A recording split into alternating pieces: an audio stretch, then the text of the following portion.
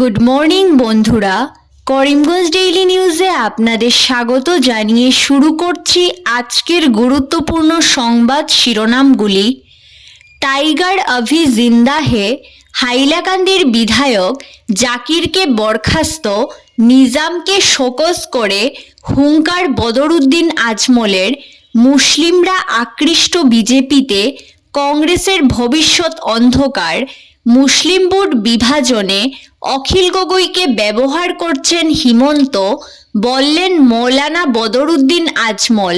বিস্তারিত থাকবে প্রতিবেদনে। ঘোষণা হলো 2025 সালের এইচএস এবং এইচএসএলসির সময়সূচি। আগামী 15 ফেব্রুয়ারি থেকে শুরু হবে এইচএসএলসি পরীক্ষা এবং আগামী 13 ফেব্রুয়ারি থেকে শুরু হবে এইচএস পরীক্ষা। জানুয়ারিতে বিজ্ঞপ্তি, পঞ্চায়েত ভোটের 12-13 ফেব্রুয়ারির আগেই মিটবে পঞ্চায়েত ভোট, ঘোষণা মুখ্যমন্ত্রী ডক্টর হিমন্ত বিশ্ব শর্মার। মন্ত্রিসভার সম্প্রসারণ শীঘ্রই, মন্ত্রিসভায় বরাকের প্রতিনিধি নিচ্ছেন মুখ্যমন্ত্রী, পাথারকান্দির বিধায়ক কৃষ্ণেন্দু পালের সম্ভাবনা। হাইলাকান্দি শহরে এক ছাত্রীর রহস্যজনক মৃত্যুতে তীব্র চাঞ্চল্য। ক্ষোভের আগুনে জ্বলছে মণিপুর, পরিস্থিতি উত্তেজনাকর থাকায় আরও 2 দিন বাড়ল ইন্টারনেট নিষেধাজ্ঞা। জিরিবামে 3টি বাংকার গুড়িয়ে দিল নিরাপত্তা বাহিনী। উধারবন্দে সৎমাকে খুনের অভিযোগে গ্রেফতার সৎ পুত্র নজমুল গাজী। হাইলাকান্দির লালছড়ায় পণ্যবাহী লরির ধাক্কায় গুরুতর আহত এক শিশু, সড়ক অবরোধ স্থানীয় জনতার। জেলার মানুষের সঙ্গে প্রতারণা ও বিশ্বাসঘাতকতা করা হয়েছে, করিমগঞ্জ নাম বহাল রাখার দাবি নিলামবাজারের বিভিন্ন সংগঠনের। শ্রীভূমি নামের সাইনবোর্ড ব্যবহার করার আহ্বান শ্রীভূমি পুরসভার। বিস্তারিত প্রতিবেদনে যাওয়ার আগে প্রত্যেক দিনের গুরুত্বপূর্ণ খবর পেতে অবশ্যই ভিডিওটিতে একটি লাইক করে ইউটিউব চ্যানেলটি সাবস্ক্রাইব করে পাশের বেল আইকনটি বাজিয়ে রাখবেন এবং ফেসবুক পেজটি ফলো করে ভিডিওটি শেয়ার করবেন। এবার সংবাদ শিরোনামগুলোর বিস্তারিত হলো। টাইগার অভি জিন্দা হে, মুসলিমরা আকৃষ্ট বিজেপিতে, কংগ্রেসের ভবিষ্যৎ অন্ধকার, বললেন মৌলানা বদরুদ্দিন আজমল। মুসলিম ভোট বিভাজনে অখিল গগৈকে ব্যবহার করছেন হিমন্ত। সামাগুড়িতে ভাইপোর পরাজয়ে দুঃখ পেয়েছেন তিনি, কিন্তু লোকসভা ভোটের পর উপনির্বাচনেও মুসলিম ভোটারদের যেভাবে বিজেপির দিকে ঝুঁকতে দেখা গেছে, তাতে কংগ্রেসের অন্ধকার ভবিষ্যতের ছায়া দেখছেন বদরুদ্দিন আজমল। তবে মুসলিম ভোট টানতে মুখ্যমন্ত্রী এখন অখিল গগৈকে ব্যবহার করার অভিযোগও করেছেন তিনি।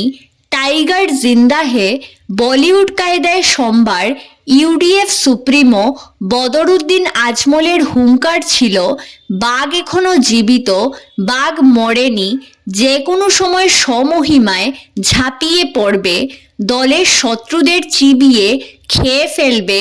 দলবিরোধী কার্যকলাপের অভিযোগে দলের এক বিধায়ককে বরখাস্ত, আরেকজনের উপর শোকজ জারি করে সোমবার এমনই হুঁশিয়ারি দিলেন প্রাক্তন সাংসদ বদরুদ্দিন আজমল। তিনি জানান, দলে শৃঙ্খলা ফিরিয়ে আনতে আবারও কঠোর পদক্ষেপ নেওয়া হবে। দলের সঙ্গে বিশ্বাসঘাতকতা বরদাস্ত করা হবে না। বিজেপির সঙ্গে ঘনিষ্ঠতা ও লোকসভা ভোটে দলবিরোধী কার্যকলাপের অভিযোগে হাইলাকান্দির বিধায়ক জাকির হোসেন লস্করকে রবিবার দলের প্রাথমিক সদস্যপদ থেকে সাময়িক বরখাস্ত করা হয়। দলের আলগাপুর বিধানসভা কেন্দ্রের অপর বিধায়ক নিজামুদ্দিন চৌধুরীকে শোকজ করা হয়েছে।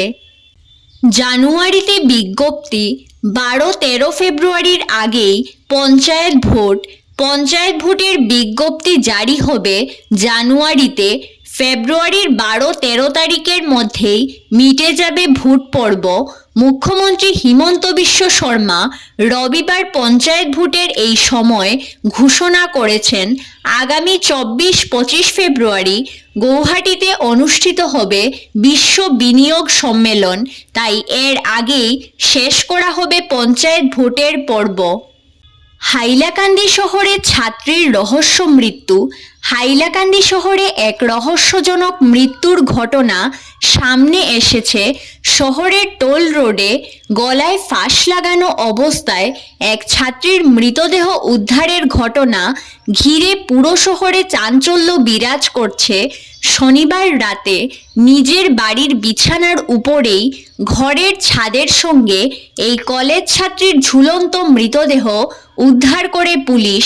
প্রাথমিক তদন্তের পর পুলিশ মৃতদেহ ময়নাতদন্তের জন্য এসকে রয় সিভিল হাসপাতালে পাঠিয়েছে। ঘটনাটি প্রেমজনিত বলে ধারণা করছেন স্থানীয়রা। এই ঘটনার পিছনে আসল রহস্য কী তদন্ত করছে হাইলাকান্দি পুলিশ। মৃত অবস্থায় উদ্ধার ছাত্রী পারমিতা পালের সঙ্গে শহরের সনু শীল নামের এক যুবকের প্রেমের সম্পর্ক ছিল বলে জানা গেছে। কলেজ ছাত্রীর এই রহস্যজনক মৃত্যুতে বিভিন্ন মহল থেকে সরাসরি তার প্রেমিককেই দায়ী করা হচ্ছে। এক প্রাণবন্ত তরুণীর এমন করুণ পরিণতি অনেকেই মেনে নিতে পারছেন না। ঘটনাকে ঘিরে গোটা হাইলাকান্দি শহরে তীব্র চাঞ্চল্য বিরাজ করছে।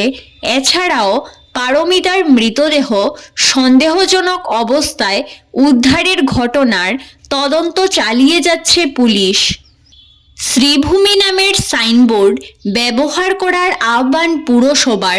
শ্রীভূমি পুরসভার উপপুরপতি সুখেন্দু দাস সোমবার এক বিজ্ঞপ্তিতে শ্রীভূমি পুর এলাকার ব্যবসায়ীদের তাদের নিজ নিজ ব্যবসা প্রতিষ্ঠানের সাইনবোর্ডে করিমগঞ্জ নাম পরিবর্তন করে শ্রীভূমি নাম ব্যবহার করতে আহ্বান জানিয়েছেন।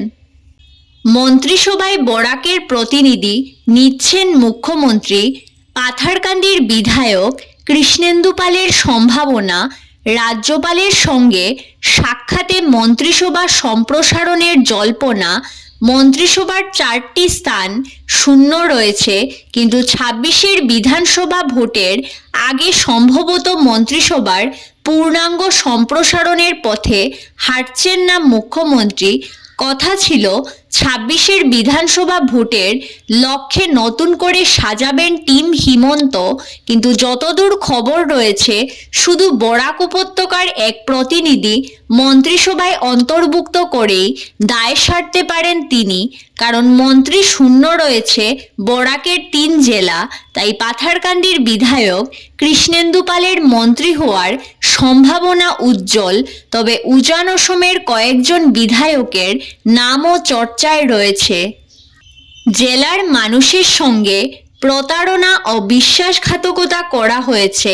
করিমগঞ্জ নাম বহাল রাখার দাবি নিলামবাজারের বিভিন্ন সংগঠনের। জেলাবাসীর মতামত না নিয়ে রাজ্য ক্যাবিনেট করিমগঞ্জ জেলা ও শহরের নাম পরিবর্তন করে শ্রীভূমি করার মনগড়া সিদ্ধান্তের তীব্র সমালোচনা করে প্রতিবাদে গর্জে উঠল বিভিন্ন সংগঠন সহ সচেতন জনগণ। শ্রীভূমি নামকরণ বাতিল করে জেলার নাম করিমগঞ্জ বহাল রাখার দাবিতে রাজ্যপালের কাছে একাধিক স্মারকপত্র প্রদান করা হয়েছে। সোমবার দক্ষিণ করিমগঞ্জের গান্ধাই ব্রাহ্মণ শাসন জেলা পরিষদের প্রাক্তন সদস্য, গান্ধাই ব্রাহ্মণ শাসন সমবায় সমিতির সভাপতি তথা কংগ্রেস নেতা মৌলানা আব্দুর রৌফের নেতৃত্বে শতাধিক মানুষ নিলামবাজার সার্কেল অফিসারের সঙ্গে দেখা করে জেলা ও শহরের নাম পরিবর্তন করে শ্রীভূমি করায় রাজ্য সরকারের বিরুদ্ধে প্রতিবাদে সরব হন। ধন্যবাদ সবাইকে। আরও নতুন নতুন খবর পেতে করিমগঞ্জ ডেইলি নিউজ পেজটিকে ফলো করে সঙ্গে থাকুন।